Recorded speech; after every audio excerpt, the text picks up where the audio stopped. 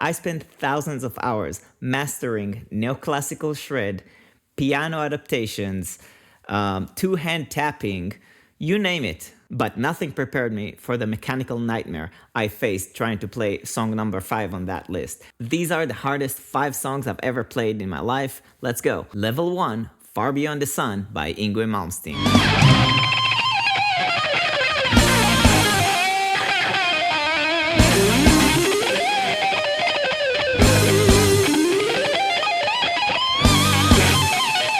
It started fun. I really enjoyed starting to learn the song and everything until one moment where there was like kind of breaks, and it happened after 4 minutes of playing. 4 minutes of playing Yngwie is a long time. Your hand get fatigued and it start to really become intense. But then there are those breaks, and in those breaks you need to play the best, and your hand synchronization have to be perfect. If you miss one note, the whole synchronization between right and left is gone, and the whole thing turns to a big, muddy mess. And yeah, this is a very hard song to play. Thank you, Yngwie, that was a hard lesson indeed. Level 2, Fantasy Impromptu by Chopin.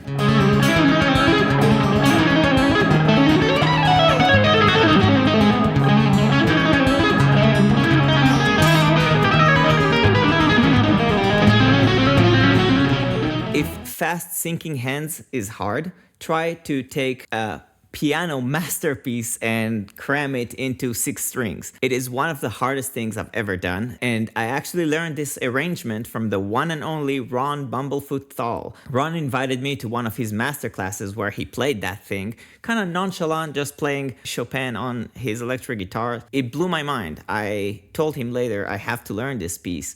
And he was like, yeah, you got it, man. And we sat down and we played a little bit. And later on that week, I tried to learn that piece and I succeeded. However, it was extremely hard. I remember I got frustrated so many times trying to play that thing. It's very hard to play the tapping part because it's so far from your left hand. So you kind of need to trust your left hand playing the right thing here while making sure this right hand is hitting the right notes tapping wise. Soon enough, your eyes are going like that, trying to capture the whole fretboard while you're trying to play here and trying to play here. It's so far and you have to keep up with precision and speed. And with this opportunity I want to thank Ron Bumblefoot Thal for his amazing inspiration and for inviting me to his masterclass. Yeah, it was long ago, but still, thank you so much, Ron. You're definitely the best technical player I've ever seen in my life. Thank you so much. All right, level 3. Level 3 is Eleanor Rigby.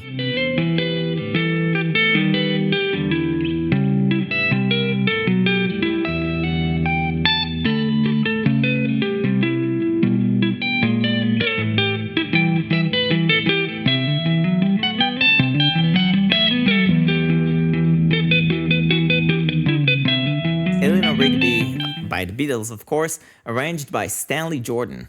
Stanley Jordan, when I saw him play Eleanor Rigby first, his arrangement, I don't know, my mind went like, pfft. I was so impressed by his ability to play whatever he wants with his right and left hand and make it all sound cohesive and work together. And when I saw his arrangement, I had to write my own arrangement for Eleanor Rigby. I tried to keep it more loyal to the original, and I came up with something like this, like a...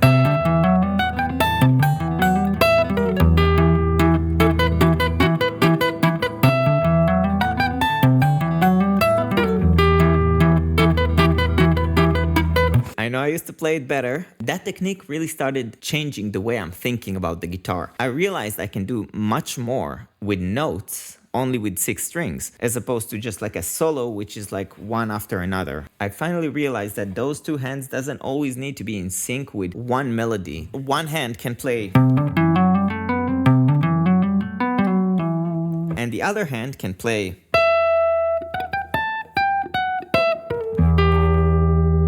All together.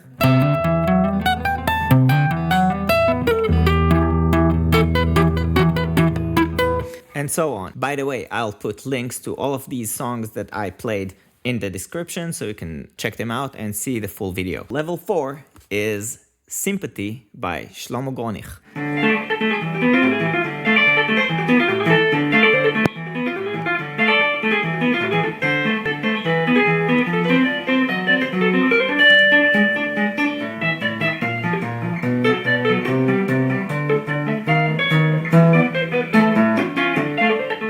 So once I started to really get used to this kind of playing, it opened the door for me to explore some other songs and other things. And this is where I challenged myself to play one of the most jazzy, amazing songs by Shlomo Gronich, which is a musical hero of mine. And he wrote a song called Sympathy on the piano. I Have a Sympathy. And his playing is just so flawless and fun. All of his arrangements, all of his songs and styles are truly inspiring. And I took that technique from Stanley Jordan. I practiced it a lot. And when I saw that I can do and play the chords with the left together, it sounds like...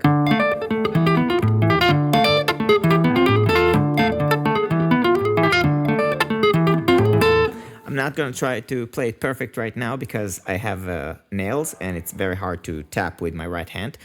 But you understand the concept. This is one of those things where I really had a vision in my mind of me playing that song with this technique. And practicing and writing at the same time was really interesting. And I remember trying to separate the right hand from the left hand, trying to play that solo.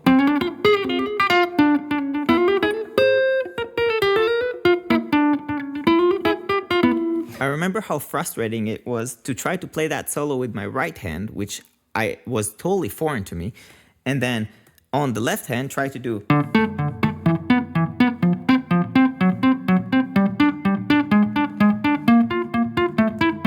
Playing it enough times, I actually felt a change in my brain. Like it was like something clicked. All of a sudden I can separate the two hands. And that was almost the hardest thing I've ever played, which brings me to level 5. And here it is. The hardest thing I've ever played in my entire life was Guajiras de Lucia by Paco de Lucia.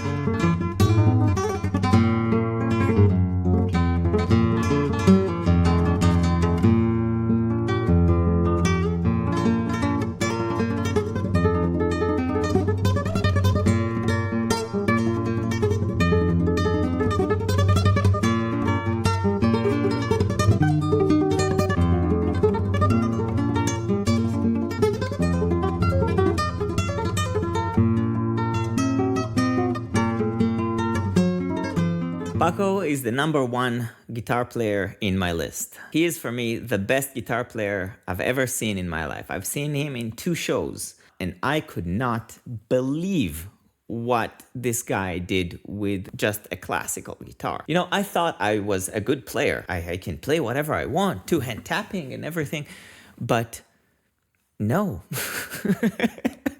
Nowhere near this guy. The speed, the accuracy, the ideas, his jazz in his flamenco, his traditional flamenco, everything was just so flawless. I was humbled by his playing. I was humbled by how modest this guy is. He was playing the most incredible things on guitar. And Guajiras de Lucia, I hope I say it right, the whole song is such a technical masterpiece. He switches between tremolo on his right hand to picado, to golpas, and of course this is flamenco playing, but his left hand, whatever he did over there is just incredible. And let me break it down for you. There is one moment where he plays this. I'll play it slow.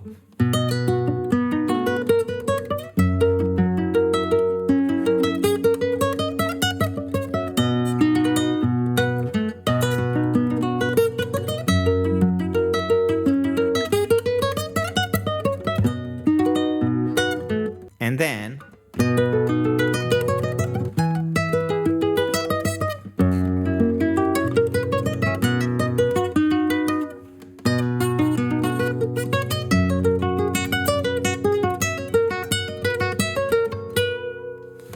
okay, what he did here, let me show you some of the techniques that he uses. First of all, everything is with bar chords, so your hand is not actually free to play the solo.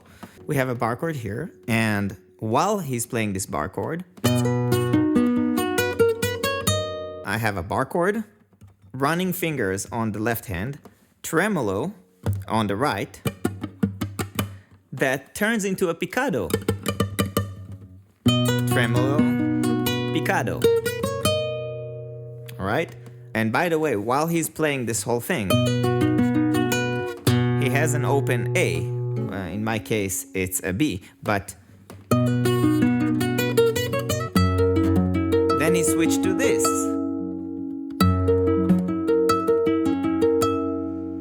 And then again, picado. And I leave this bar while I play the picado because the next chord is going to be a bar chord, and I cannot play this and hit the entire chord. So I have to move the bar chord with me. So, and here it comes.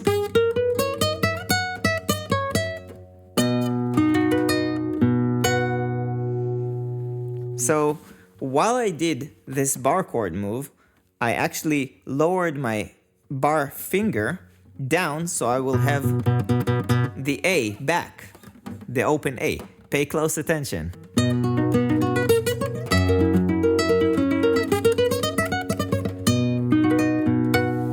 Did you see? I lowered it. Everything happened simultaneously. It's just incredibly difficult to break it down and actually practice it slow.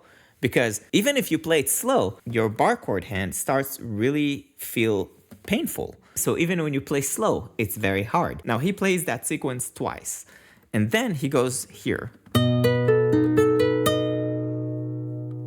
Again with an open A. And then he has this.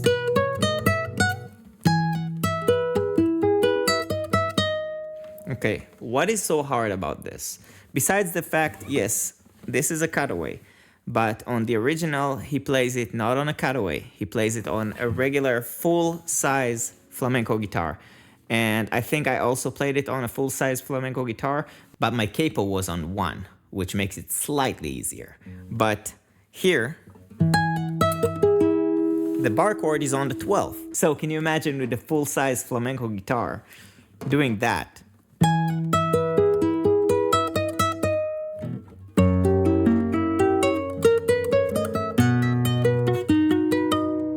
Okay, so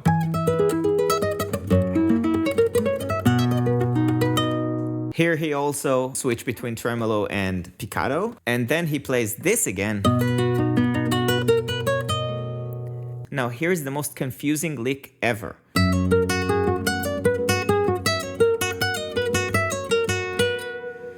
So what did I do here? I have an F♯7 arpeggio with an open string. Here's the open string. And then B minor. Also on an F# bass, so back to, and then B, F♯7, then a B. So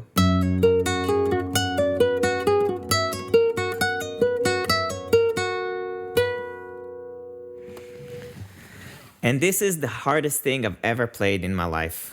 Honestly, as much as I tried to play it like Paco, no one can play it like Paco. I saw so many people try to imitate and clone him, and he just stands in the top of the mountain and everyone is somewhere over there.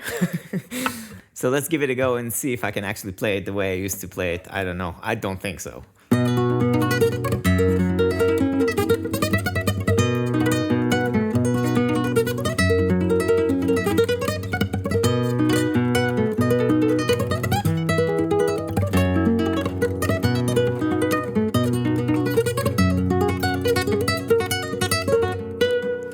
A little rusty, but if I get back in shape, I think I can play it again.